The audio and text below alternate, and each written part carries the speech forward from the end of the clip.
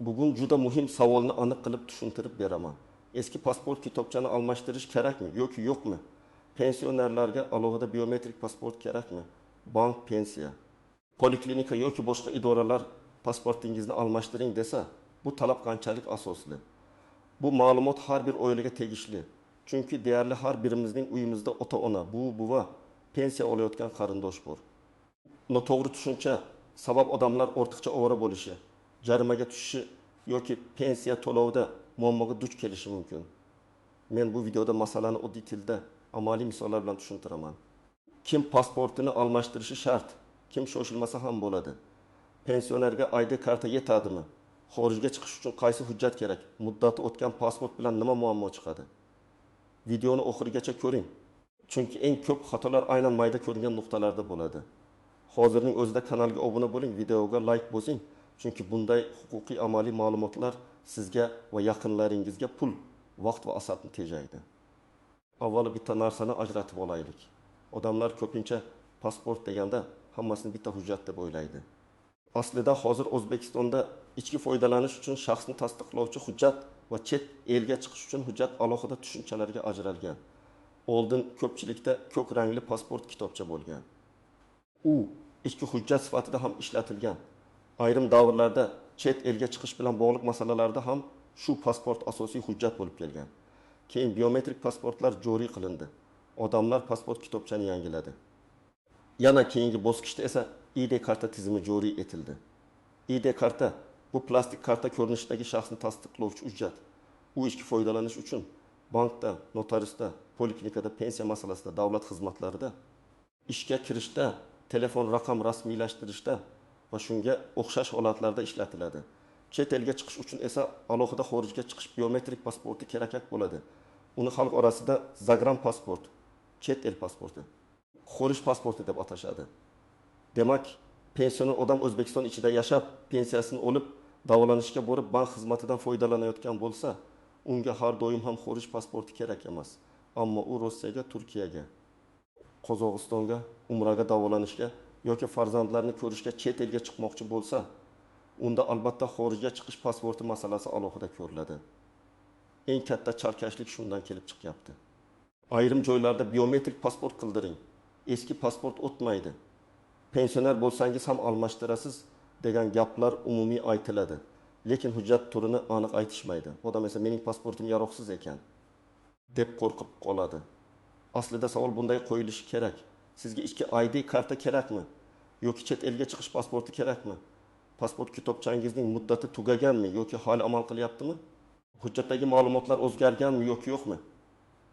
Men birinchi navbatda pasport kitobchasini qo'lga olib, eng muhim joylariga qarashni tavsiya qilaman. Hujjatning amal qilish muddati bor. Agar pasport yoki eski biometrik pasport muddati hali tugamagan bo'lsa, ko'p hollarda uni muddati tuguncha ishlatish mumkin. Lekin bu umuman almashtirmasam ham bo'ladi degani emas. Agar qonunchilikda eski turdagi hujjatlarni bosqich ID kartaga o'tkazish muddati belgilangan bo'lsa, umumiy oxirgi muddatga ham qaraladi. Shuning uchun men doim shunday deyman. Hujjatning o'zidagi amal qilish muddatini tekshiring. Shuningdek, yashash joyingizdagi migratsiya va fuqarolikni rasmiylashtirish bo'limidan yoki davlat xizmatlari markazidan ayni paytdagi talabni aniqlashtiring. Birinchi guruh pasportining muddati tugagan fuqarolar. Masalan, ertarin 2 yoshli otaxonning pasport kitobchasida amal qilish muddati 2023-yil dekabrda tugagan bo'lsa, u kishi men pensionerman, menga bo'laveradi deb yurmasligi kerak. Muddati o'tgan hujjat bilan bankda pensiya kartasini almashtirishda, notariusda ishonchnomani berishda, uy-joy hujjatini rasmiylashtirishda, shifoxonada ayrim elektron xizmatlardan foydalanishda muammo chiqishi mumkin. Eng oddiy misol. Bank xodimi sizdan shaxsni tasdiqlovchi amaldagi hujjat so'raydi. Pasport muddati tugagan bo'lsa, bank operatsiyani to'xtatib turishi mumkin. Natijada odam pensiyasini kartaga o'tkaza olmaydi yoki karta muddati tugagan bo'lsa, yangisini ola olmaydi. Ikkinchi guruh familiyasi, ismi, otasining ismi yoki boshqa shaxsiy ma'lumotlari o'zgarganlar. Masalan, ayol kishi turmushga chiqib familiyasini o'zgartirgan, keyin yillar davomida eski pasport bilan yurgan. Pensioner bo'lganidan keyin pensiya hujjatlarida bir familiya, pasportda boshqa familiya, bankda yana boshqacha yozib chiqsa, tekshiruv paytida ortiqcha savollar tug'iladi. Bunday holatda hujjatlarni bir xil qilish juda muhim. 3-guruh pasporti yaroqsiz holga kelganlar. Suvga tushgan, yirtilgan, sahifalari ajralgan, muhrlari ko'rinmaydigan, rasm aniqligini yo'qotgan pasport bilan ko'p idoralar hujjat qabul qilmaydi. Axir bu meniki-ku deyish yetarli bo'lmaydi. Hujjat o'qilishi, tekshirilishi elektron bazadagi ma'lumotlar bilan solishtirilishi kerak. 4-guruh chet elga chiqmoqchi bo'lgan pensionerlar. Mana bu juda muhim. Agar pensioner ayol yoki erkak O'zbekiston ichida pensiya olib yashayotgan bo'lsa, unga xorijga chiqish biometrik pasporti shart emas. Lekin u farzandlari oldiga Rossiyaga bormoqchi bo'lsa, Qozog'istonga davolanishga chiqmoqchi bo'lsa, Turkiyaga safar qilmoqchi bo'lsa yoki umra ziyoratiga borishni rejalashtirsa, ID karta yetmaydi. Bunday safar uchun xorijga chiqish pasporti kerak bo'ladi.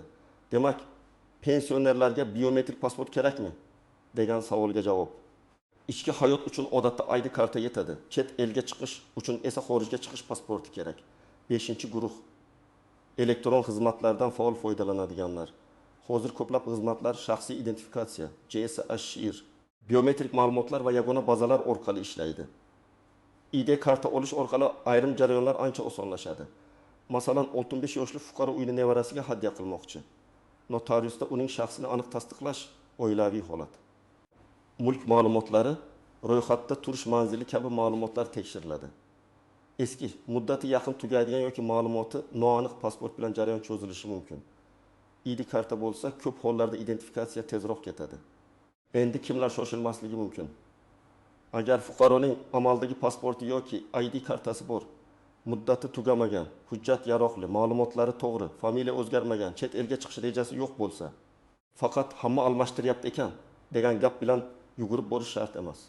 Lekin men bunday odamlarga ham hujjat muddatini telefoniga yozib qo'yishni tavsiya qilaman. Masalan, pasport muddati 2026 yil 15 avgustda tugasa, 2026 yil iyulni kutib o'tirmang. Oldindan reja qiling. Ayniqsa pensioner odam uchun navbatda turish, idora yurish oson emas. Muddati tugashidan oldin harakat qilinsa ancha tinch bo'ladi. Hayotiy misollar bilan tushuntiraman. Birinchi misol. 68 yoshli onaxon har oy pensiyasini bank kartasi orqali oladi. Kartaning muddati tugadi. Bank yangi karta ochish uchun amaldagi shaxsni tasdiqlovchi hujjat so'radi. Onaxonning pasport muddati esa 6 oy oldin tugagan. Natija, avval ID karta rasmiylashtirish kerak, keyin bankka borish kerak. Agar u kishi muddatni oldindan tekshirganida pensiya to'lovi to'xtab qolish xavfsiz masalani hal qilardi. Ikkinchi misol. 75 yoshli otaxonning farzandi Rossiyada yashaydi. Dada, keling, 2 oy biznikida yuring deydi. Otaxon ID kartasi bor deb aeroportga bormoqchi bo'ladi. Lekin chet elga chiqish uchun ID karta yetarli emas, xorijga chiqish pasporti kerak. Uni rasmiylashtirish ham ma'lum vaqt oladi. Agar chipta olib qo'yilgan bo'lsa, safar buzilishi mumkin. Shuning uchun chet el safarini rejalashtirayotgan pensioner hujjatini eng kamida bir necha hafta oldin tekshirtirishi kerak. 3-misol. 7 yoshli ayolning eski pasportida familiyasi bir xil, lekin pensiya hujjatlarida bitta harf boshqacha yozilgan. Oddiy ko'rinadi. Karimova o'rniga Karimova yoki To'xtayeva o'rniga To'xtayeva kabi farqlar bo'lishi mumkin. Lekin elektron bazada bunday farqlar muammo keltiradi. To'lov, notarial harakat, meros, subsidiya, tibbiy sug'urta yoki ijtimoiy yordamda ma'lumotlar mos kelmasa, fuqaro qo'shimcha ma'lumotnoma olib kelishga majbur bo'ladi. Shuning uchun hujjat almashtirishda ism, familiya yozilishiga juda diqqat qilish kerak. Endi eng muhim nozik joylarga o'tamiz. Birinchi nozik jihat, pensioner bo'lsa, hujjat kerak emas degan gap noto'g'ri. Yoshidan qat'i nazar har bir fuqaroning shaxsini tasdiqlovchi amaldagi hujjati bo'lishi kerak. Pensionerlik maqomi odamni hujjatdan ozod qilmaydi. Aksincha, pensionerlar ko'pincha bank, tibbiyot, ijtimoiy himoya, meros, notarius, kommunal xizmatlar kabi sohalarga ko'proq murojaat qiladi. Demak, ularga hujjat yanada zarur. Ikkinchi nozik jihat. Biometrik pasport deganda qaysi hujjat nazarda tutilayotganini aniqlash kerak. Agar xodim sizga biometrik pasport qildiring desa, darhol so'rang. Ichki ID kartani aytyapsizmi yoki xorijga chiqish pasportinimi? Chunki bu ikki hujjatning maqsadi, narxi, muddati, rasmiylashtirish tartibi va kerak bo'ladigan holatlari boshqacha. Oddiy ichki ishlar, bank, pensiya, poliklinika uchun odatda ID karta masalasi ko'riladi. Chet elga chiqish uchun esa xorij pasporti kerak. 3-nozik jihat, ro'yxatda turish manzili. ID karta olganda fuqaroning doimiy yashash manzili bazadagi ma'lumotlar bilan bog'liq bo'ladi. Ba'zan odam 20 yil oldin bir manzilda ro'yxatda qolgan, lekin amalda boshqa joyda yashaydi. Pensioner farzandnikida turadi, lekin ro'yxati eski hovlida. Hujjat almashtirishda bu masala yuzaga chiqadi.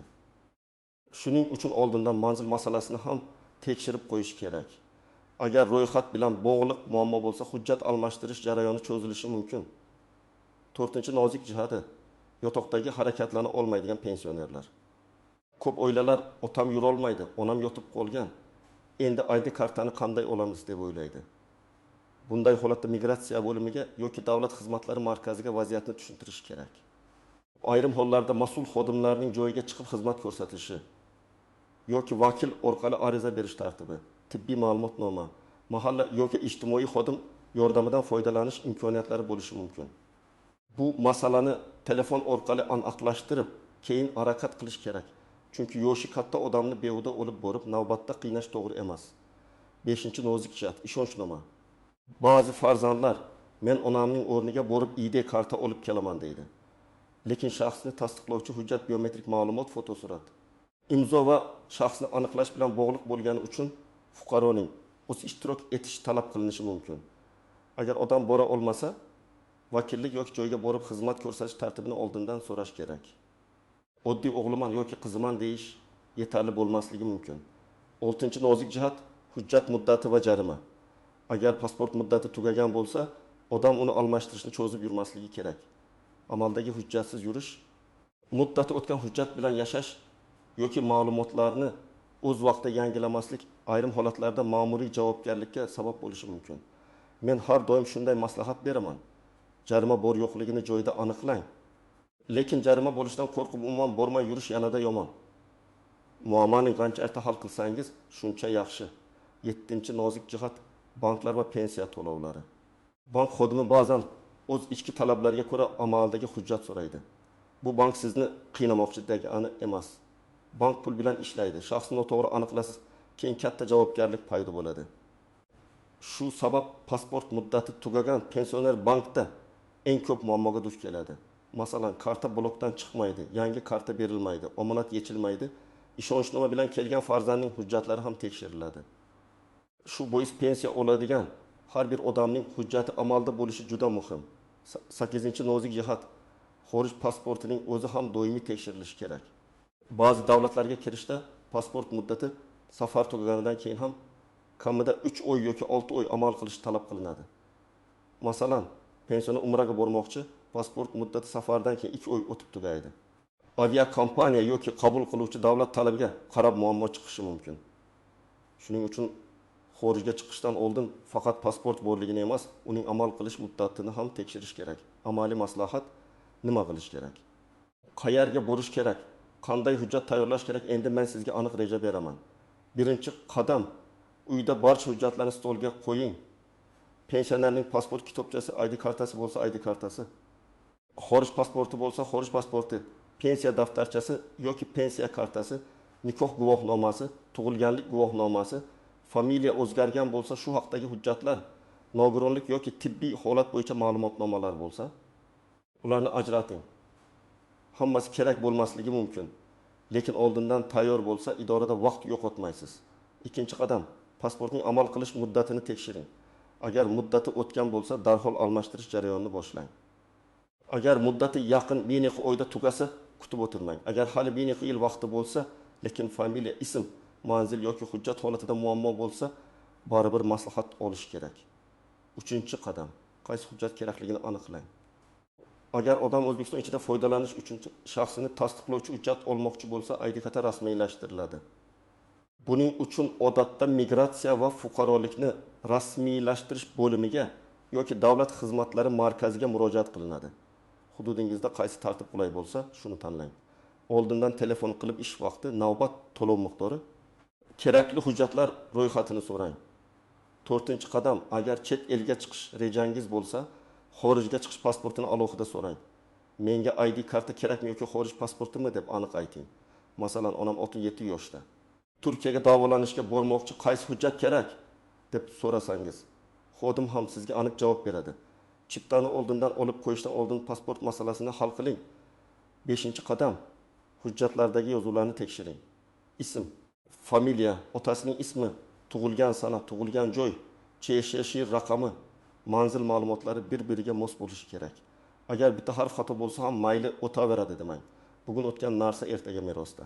Bankda yoki sudda muammo tug'dirishi mumkin. Xatoni ko'rsangiz, darhol tuzatish tartibini so'rang. 6-qadam, to'lov va kvitansiya masalasini e'tiborsiz qoldirmang. ID karta yoki xorij pasporti uchun davlat boji yoki xizmat haqi bo'lishi mumkin. Miqdor vaqt o'tishi bilan o'zgaradi. Shuning uchun internetdagi eski ma'lumotga ishonib qolmang. Aynan murojaat qilayotgan kuningizdagi amaldagi to'lovni so'rang. To'lov qilganingizdan keyin kvitansiyani saqlang. 7-qadam, yoshi katta odamni olib borishdan oldin sharoitni rejalashtiring. Navbat bormi? O'tiradigan joy bormi? Fotosurat joyda olinadimi? Qancha vaqt ketadi? Tibbiy holati og'ir bo'lsa qanday qilish mumkin? Bularni oldindan biling. Masalan, teksim yoshli buni ertalab soat 8dan tushgacha navbatda ushlab turish juda og'ir. Farzandlari oldindan navbat olsa, taksi tayyorlasa, dori-darmonini olsa, suv olib borsa, jarayon ancha yengil o'tadi. 8-qadam, tayyor hujjatni olgandan keyin darhol tekshiring. Ism, familiya to'g'rimi? Tug'ilgan sana to'g'rimi? CSHR raqami bor va mosmi? Rasm aniqmi? Xato bo'lsa, uyga borib keyin ko'ramiz demang. Joyda ayting. Hujjatda xato qolib ketsa, keyin uni tuzatish yana vaqt oladi. 9-qadam. Bank va pensiya tashkilotlariga yangi hujjat ma'lumotlarini yangilang. Agar pensioner ID karta olgan bo'lsa, bankka borib ma'lumotlar yangilanishi kerak bo'lishi mumkin. Pensiya to'lov kartaga tushadigan bo'lsa. Bankdagi shaxsiy ma'lumotlar yangi hujjat bilan mos bo'lishi zarur. Telefon raqami, SMS xabarnoma, karta muddati kabi narsalarni ham tekshirtiring. 10-qadam, hujjat nusxalarini tartibli saqlang. Men odamlarga shunday maslahat beraman. Pensionerning barcha muhim hujjatlaridan nusxa oling. Telefoningizga suratga tushirib qo'ying, lekin begonalarga yubormang. Hujjat ma'lumotlari maxfiy. Pasport yoki ID karta rasmini har qanday odamga Telegram orqali tashlab yuborish xavfli. Firibgarlar shaxsiy ma'lumotlardan foydalanishi mumkin. Faqat ishonchli idora. Bank yoki rasmiy xizmat talab qilganda ehtiyotkorlik bilan taqdim eting. Demak, asosiy javob shunday. Pensioner bo'lish pasport yoki ID karta talabidan ozod qilmaydi. O'zbekiston ichida shaxsni tasdiqlash uchun amaldagi ID karta yoki amaldagi tegishli hujjat kerak. Eski pasport kitobcha muddati tugagan bo'lsa, yaroqsiz bo'lsa, ma'lumotlar o'zgargan bo'lsa yoki idoralar amaldagi hujjat talab qilsa, almashtirish zarur. Chet elga chiqish uchun esa alohida xorijga chiqish biometrik pasporti kerak bo'ladi. ID karta bilan chet elga chiqib bo'lmaydi. Eng to'g'ri yo'l, hujjat muddatini tekshiring. Qaysi hujjat kerakligini aniqlang. Migratsiya bo'limi yoki davlat xizmatlari markazidan amaldagi tartibni so'rang. Kerakli hujjatlarni tayyorlang va jarayonni cho'zib yubormang. Ayniqsa pensioner ota-onangiz bo'lsa, ularning pasportini bugun tekshirib qo'ying. Bir qarashda oddiy ishdek ko'rinadi, lekin vaqtida qilinmasa pensiya, bank, davolanish, meros yoki safar masalasida katta muammoga aylanishi mumkin. Sizning oilangizda pasport kitobcha yoki ID karta bilan bog'liq muammo bo'lganmi? Bankda, pensiya bo'limida yoki migratsiya idorasida qanday talab qilishdi? Izohlarda yozib qoldiring. Men keyingi videolarda eng ko'p uchrayotgan savollarga alohida javob beraman. Video foydali bo'lgan bo'lsa, albatta like bosing. Kanalga obuna bo'ling va bu videoni ota-onasi, buvisi yoki buvasi bor yaqinlaringizga yuboring.